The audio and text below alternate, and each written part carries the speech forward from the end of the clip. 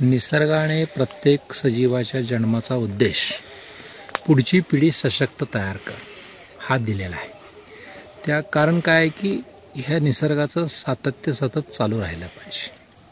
त्यामुळं आता हा आंब्याचं झाड आहे, हा आंब्याच्या झाडाचा उद्देशच काय जन्माचा, तर मला माझी आंब्याची सगळीकडे जंगल झालं पाहिजे। आता मग मी नेहमी जे म्हणतो की निसर्ग एकपीक पद्धतीची घनदाट जंगलं तयार करतो।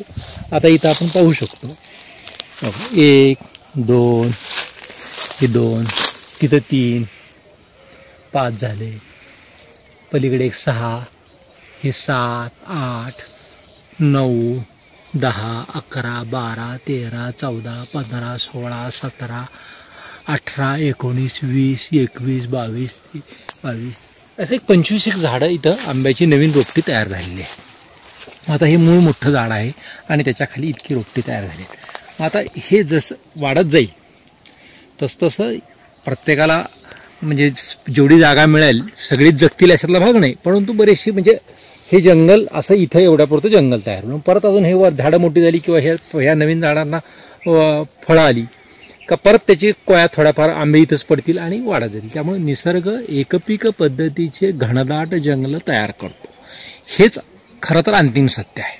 परंतु आपण काय होतं की आपण जी काही शेती करतो त्या शेतीत आपण नांगरणी, खुरपणी, फवारणी,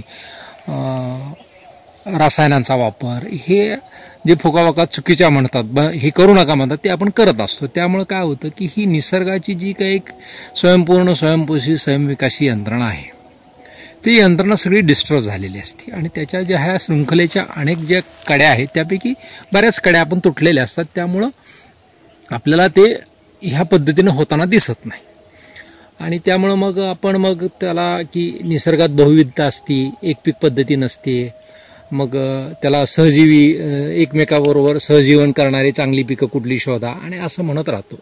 परंतु कारण आपण जर एक पीक ज्वारी एके ज्वारी असं केलं गेलो तर त्याचे काही त्याला एकतर हे सगळे पद्धतीत ते फोपसी असतात किंवा अशक्त असतात, ह्या दोन्ही म्हणजे पिकं असतात। त्यामुळे त्याच्यावर रोगराई कीड रोग ह्याचा हल्ला होतच असतो आणि मग आपण त्याला प्रोटेक्ट करायचा प्रयत्न करतो किंवा त्यामुळे आपण म्हणतो की त्याला सहजीवन असणारी पिकं पाहिजेत।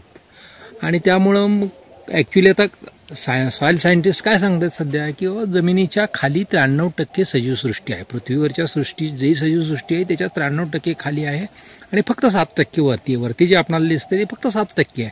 त्यामुळे मग खाली इतकी मोठी जर सजीवसृष्टी आहे आणि त्याचं मात्र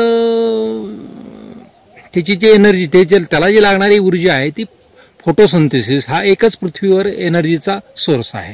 फोटोसिंथेसिस केल्यानंतर जे काही लिक्विड कार्बन म्हणतो तो सगळ्या सजीवसृष्टीच्या अन्नाचा स्रोत आहे आणि त्यामुळं मग ते हे वनस्पती जमिनीत सोडत आहेत, जमिनीतनं मग ते त्याला लागणारं ज्या वनस्पतीला लागणारी जे काही गरजा आहेत त्या सगळ्या गरजा ह्या खालची सॉईल मायक्रोबायोलॉजी पूर्ण करत असते आणि मग हे सगळे जेव्हा असं संपूर्ण अगदी नैसर्गिक अवस्थेतलं जेव्हा चक्र चालू असतं त्यावेळेस मग हे त्यात रोगराई वगैरे हे अपवादात्मक परिस्थिती असते। त्यामुळं मग निसर्ग एकपीक पद्धतीचा घनदाट जंगल तयार करतो, हेच खरं अंतिम सत्य होय।